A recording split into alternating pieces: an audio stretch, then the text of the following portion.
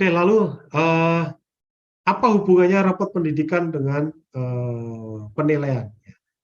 Jadi di dalam sesi malam hari ini kita melihat judulnya adalah pentingnya penilaian dalam pembelajaran atau dalam pendidikan, maka rapot pendidikan ini menjadi salah satu ya cara bagaimana kita menilai pembelajaran kita ini untuk nantinya menjadi bagian untuk mengambil kebijakan. Di sanalah pentingnya yang namanya penilaian.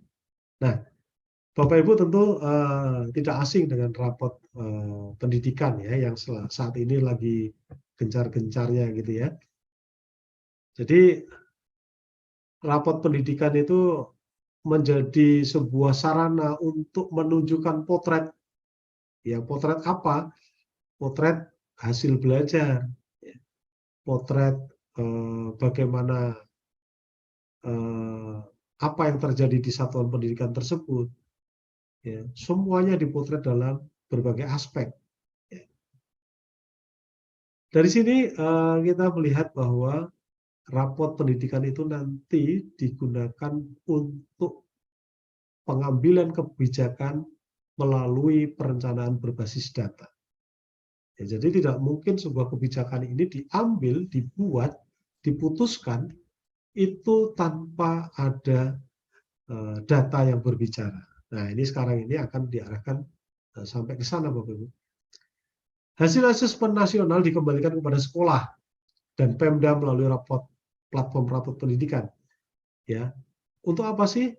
Untuk memudahkan evaluasi diri dan perencanaan tindak lanjut. Jadi asesmen nasional tidak menghasilkan skor individu murid, guru maupun kepala sekolah, tidak. Rapot pendidikan untuk bisa mendorong refleksi dan mengurangi tekanan. Skor sekolah hanya dapat dilihat oleh sekolah masing-masing serta dinas pendidikan. Jadi skornya hanya bisa dilihat oleh sekolah masing-masing dan dinas pendidikan. Hasil ditampilkan dengan menghindari ranking pelabelan negatif terhadap sekolah dan daerah. Ini penting.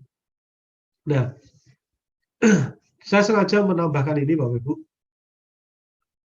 beberapa miskonsepsi ya tentang perencanaan berbasis data. Jadi rapot pendidikan itu sebetulnya tidak sama ya, dengan rapot siswa.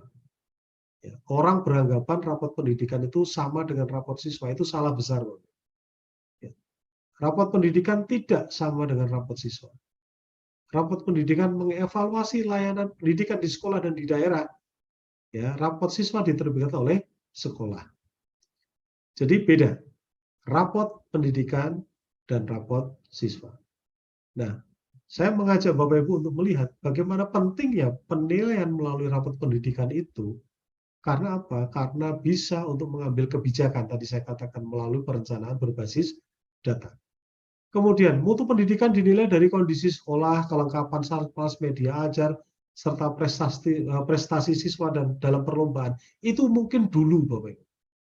Ya, itu mungkin dulu. Jadi sekolah A ini terkenal, wah, sekolah A ini bagus nih mutu pendidikannya. Karena apa? Karena sekolahnya megah, sarprasnya lengkap, media ajarnya lengkap, prestasi siswa kalau di setiap lomba selalu menang. Ya, itu pandangan dulu. Ya, tapi sekarang mutu pendidikan dinilai dari kemampuan hasil belajar siswa, baik kemampuan kognitif dan non-kognitif. Tetapi tidak hanya itu saja Bapak Ibu, ya, tidak hanya dari sisi kognitif dan non-kognitif, tetapi juga lingkungan belajarnya aman atau tidak, lingkungan belajarnya nyaman atau tidak, atau sudah memenuhi, atau apakah lingkungan belajarnya inklusif. Ya, ini yang saya pikir menjadi menarik Bapak Ibu.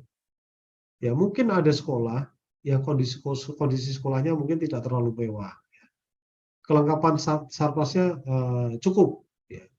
Media ajarnya juga cukup. Tetapi lingkungan belajarnya itu aman, jauh dari kekerasan, jauh dari perundungan, ya, jauh dari SARA dan lain sebagainya, nyaman. Maka bisa dikatakan bahwa mutu pendidikan di sekolah tersebut itu baik. Ya.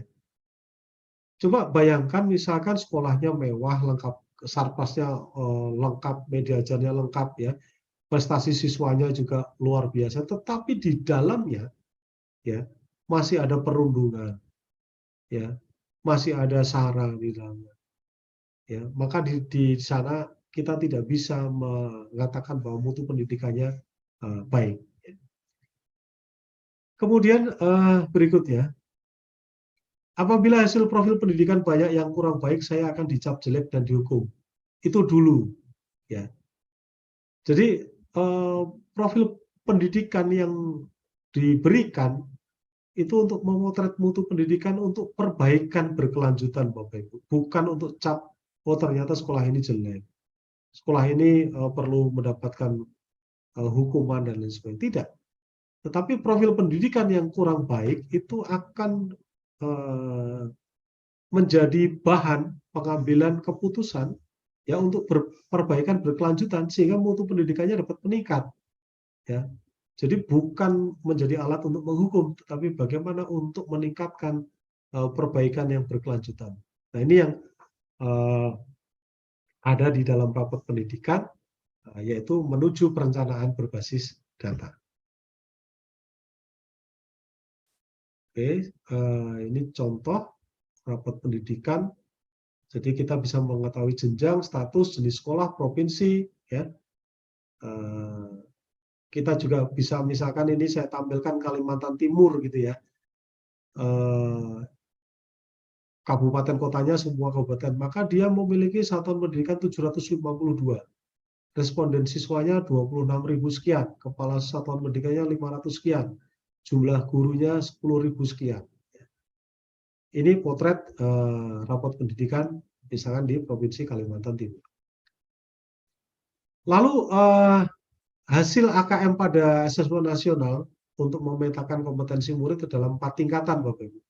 4 tingkat, yaitu yang pertama adalah tingkat yang paling rendah, yaitu perlu intervensi khusus. Yang kemudian tingkat berikutnya adalah dasar, berikutnya cakap, dan terakhir mahir. Ya. Itu berlaku untuk kompetensi literasi baca maupun numerasi. Ya, jadi ada beberapa tingkatan.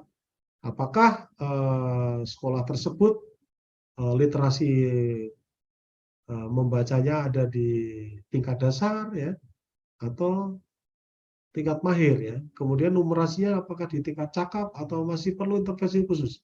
Jadi ini menjadi tingkatan di dalam memetakan kompetensi murid di dalam rapot pendidikan. Kemudian untuk satuan pendidikan yang dinilai dari sisi literasi numerasi, maka kompetensi minimum yang dimiliki sekolah tersebut adalah di poin 1,8.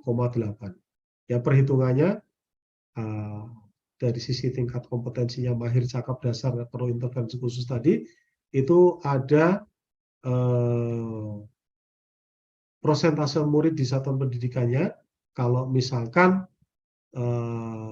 yang cakap adalah 15% dari jumlah keseluruhan, maka di sana ada pembobotannya, Bapak Ibu. Kalau mahir 3, cakap 2, dasar 1,5, intervensi khusus 1, maka di sana nanti ada indeksnya totalnya.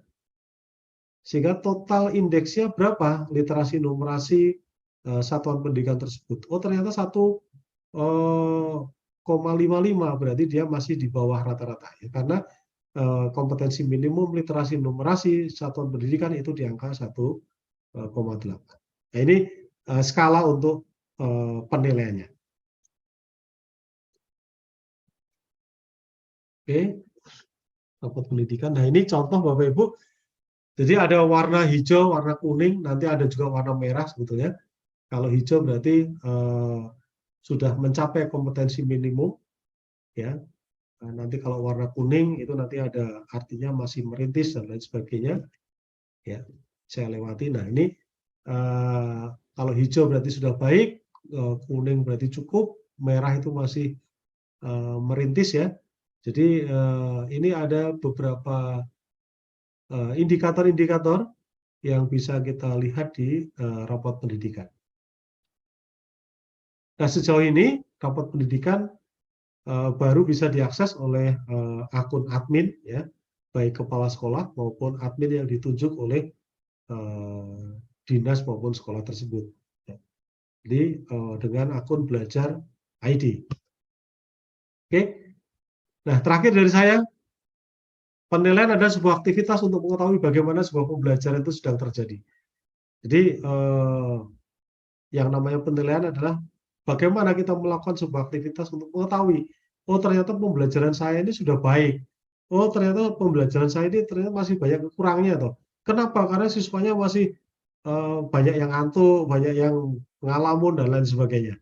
Ya, tidak fokus dan lain sebagainya. Jadi penilaian adalah aktivitas untuk mengetahui bagaimana sebuah pembelajaran itu sedang terjadi. Sedang terjadi itu artinya apakah sudah baik atau butuh perbaikan atau butuh evaluasi secara menyeluruh. Saya kira itu dari saya.